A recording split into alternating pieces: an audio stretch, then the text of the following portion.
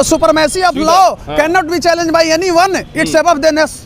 कानून की सर्वोच्चता को वो फ्रॉड लोग मतलब चुनौती दे रहा है। ये लोग जितने भी महिलाएं हैं, मैं इस रूप में कह रहा हूँ, जो एनजीओ के नाम पर ठग रही है कि हम घरेलू हिंसा को सुलझाते हैं, ये अपने खुद घरेलू हिंसा से परेशान है और अपने पति को प्रताड़ित किए हुए है और उससे मोटी रकम, इसलिए कि देखिए ये लोग घर से जब निकल जाता है तो चकमक फ्लाइट मिलने लगा, ये लोग का साइकिल पर चलने का भी औकात नहीं था। उन महिलाओं को घर में जाकर के थप्पड़ उठा करके पीट रहे हैं और बड़े बड़े फिल्मी हस्तियों के पास पहुंच रहे हैं। तो इनका एक ही मकसद रहता है, किसी तरह पैसा ऐंठना, ठगना।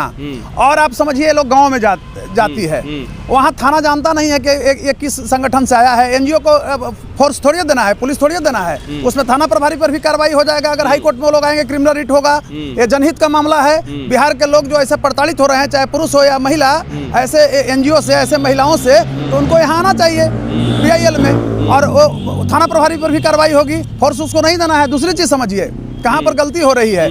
ये लोग कर रहे हैं क्या, जा करके डराते हैं गांव में सामाजिक। आप ठीक है, तुम हल्ला कर दिया, उस महिला को तो और मुंह दिखाने वाला एक नहीं रहने दिया, उस लड़का को क्या हाल होगा। और किसने यह राइट तुमको दिया कि तुम उसके घर जाओ? यानी जुडिशरी को भी तुम चैलेंज कर रहे हो, पुलिस को भी चैलेंज कर रहे हो। सबसे बड़ी चीज क्या है ना, आप देखिएगा, मैंने रिसर्च किया, मैं सोशियोलॉजी से डॉक्टरेट किया हूँ, आपको मैं बता रहा हूँ अधिवक्ता के नाते। तो निश्चित है कि सोशल वैल्यूज को मैंने देखा है। ऐसे अगर करते हैं तो उनकी कुंडली को रियल में खंगालने की जरूरत है, जांच बैठाने की जरूरत है, उनका पूरा चेक करने की जरूरत है, नीचे से ऊपर तक की कमाई हम बंद करवा देंगे और मेरा जो है हम ऑन द स्पॉट फैसला करवा देंगे। वो देखिए, मैं इस रूप में कहूंगा कि वो लोग कमाई क्या बंद कराएंगे वकील का, उनके ऊपर भी तो कार्रवाई हो रहा है, उनके बाप के ऊपर भी हो रहा है, तो हम ही काले कोट वाले उनको बचाते हैं। और ये तो चैलेंज दे रही है ना भाई। तो supremacy of law can not be challenge by anyone, it's above the नेस।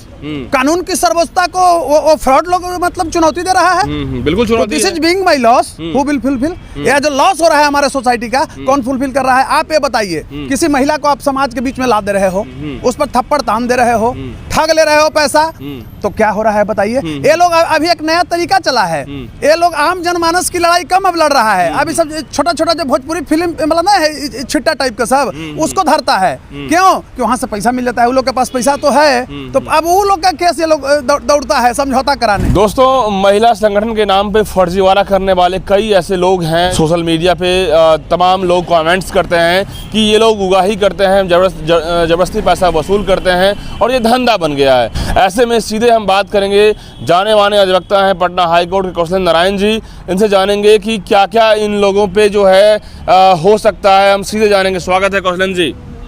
धन्यवाद। हम लोग भी समाचार पढ़ते हैं, बहुत सा घटनाएं उभर कर आ रही है, सोशल साइट से देखने को मिल रही है। ये लोग माने अंत कर दिया है, अमानवीयता, क्रूरता का नग्न प्रदर्शन कर रही है। अब बताइए, ये लोग अपने जुडिशरी को भी चैलेंज कर रही है। ऑनरेबल अपेक्स कोर्ट जो है उसको भी चैलेंज दे रही है, बोलती है कि कोर्ट से हम ऊपर का है।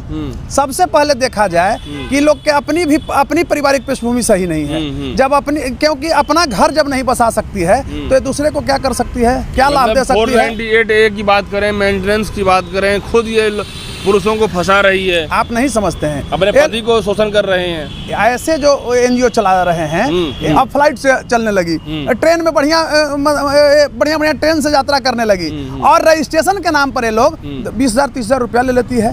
तो इसके अच्छा 50,000 तो नॉर्मल है उगाही का। प्रताड़ित लोग जो हैं वो मजबूर होते हैं, ला के दे भी देते हैं।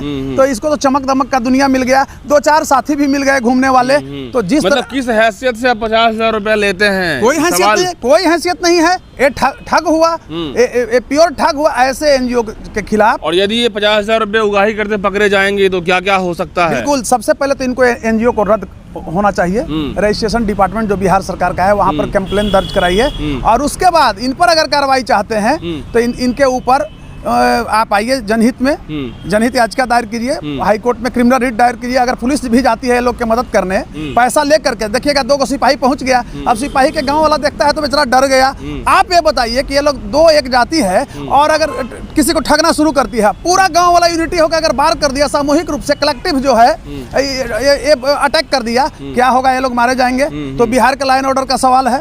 और सीधा आपको बता दें कि इस पूरे मामले में जब किसी उस महिला लोगों में कुंडली खंगाला जा रहा है, तो उस महिलाओं का पता चल रहा है कि जब स्टार्टिंग में वेश्यावृत्ति भी करती थी। कुंडली मीडिया के तौर पे मैं बता रहा हूँ कि ऐसे जानकारी मिल रही है मुझे। मीडिया में तो ऐसे लोग कैसे मतलब कि इस महिला संगठन में या किसी महिला को हेल्प कर सकते हैं? पुरुष का आप लोकतंत्र के चौथे स्तंभ हैं। आप आम जनमानस में कोई मेरी बातों को, लीगल बातों हो या कोई भी बात हो, उसको ले जा सकते हैं। और मीडिया जन माध्यम का एक सशक्त रूप होता है। हमारी विचारों को आप आम जनमानस में ले जाते हैं। लेकिन बीइंग ए लॉयर मैं सब नहीं बोल सकता हूं, इसलिए कि मैं एक एडवोकेट हूं। कानूनन जो होगा वो बोलूंगा। ऐसे अगर करते हैं तो उनकी कुंडली को रियल में खंगालने की जरूरत है, जांच बैठाने की जरूरत है, उनका पूरा चेक करने की जरूरत है, नीचे से ऊपर तक जो एक होना चाहिए लीगल। और मैं एक चीज कहना चाहता हूँ, लास्ट ईयर का एक घटना है। इसी तरह से एक महिला NGO बना के किसी गाँव में समझाने गई और लड़का वाला से मांग रहा था कि तुम 50,000 रुपया दो। पूरे गांव वाले उसे घेर करके पुलिस के मौजूदगी में, ये नालंदा का घटना था। हाँ, आपको राजगीर नहीं राजगीर के पास, राजगीर कोई गांव था, गांव का नाम मुझे पूर्ण रूप से याद नहीं है। नंगा कर के पीटा और उसके साथ जो कैसे आप लेके पहुंच जाते हैं, ऐसे लेके जो पहुंचे तो उनकी भी पिटाई हुई, मुंह से खून गिरा। और बता रहे हैं कि उसको माफी मंगवाया, पूरे गांव बांध करके रखा और अंत में हाँ, महिला को भी नंगे कर दिया, मारा कि तुमको राइट किसने दिया। तो ऐसा अभी बिहार में अब उफान आ रहा है। और जिसका नाम ले रहे हैं, अगर इस तरह की घटना कर रही है तो सबसे पहले मैं कहना चाहता हूं कि मेरा रिक्वेस्ट है, अनुरोध है समाज से कि वैसे झांसा में नहीं है। और सामूहिक रूप से गांव वाले भी क्या होते हैं, एक महिला का डाइवोर्स का केस चलता है, बगल गांव वाला जो है हंसता है। महिलाओं को जीने का अधिकार नहीं है, पुरुषों का जीने का अधिकार नहीं है। आपको कोई काम करना है तो लीगल वे में करना है। आप छीछालेदर करते हैं समाज में, गंभीरता बहुत बड़ी सोपान होती है कि ऐसे फर्जी वाले महिला जो लोग हैं वो सीधा कहते हैं कि नहीं वकील ने, तो इस लोग पर कार्रवाई होनी चाहिए। हाईकोर्ट क्या कर सकता है ऐसे लोगों पे? बस उनको जेल भेजा, हाईकोर्ट उन पर FIR दर्ज करने के लिए आदेश करेगी। नहीं तो सबसे पहले पुलिस के यहाँ वो लोग कंप्लेंट दर्ज कराए कि मुझे मानहानि किया आकर के। IPC में था ना 499 और 500। और कोई भी आम आदमी इसमें PIL दायर कर सकता है, कोई भी। PIL तो आम जनमानस के लिए होता है। देखिए, आप ये समझ लीजिए, व्यक्तिगत अगर किसी भी हक के लिए आप लड़ाई लड़ते हैं, ऑनरेबल हाई कोर्ट में आते हैं तो वो रीट होता है। बिल्कुल। और जनहित जब होता है तो वो माने सामूहिक हित के लिए आप आते हैं। कोई भी रीट कर सकता है इसको, कोई भी समाज सेवी कर सकता है, या एक व्यक्ति जिम्मेवार नागरिक जो है, जो लगता है कि नहीं हाँ ये आम जनमानस के साथ गलत हो रहा है, वो कर सकते हैं। स्वागत है। और ऐसे में कहीं ना कहीं ये ज़रूरी भी है, क्योंकि ये गंदगी बहुत बढ़ती जा रही है।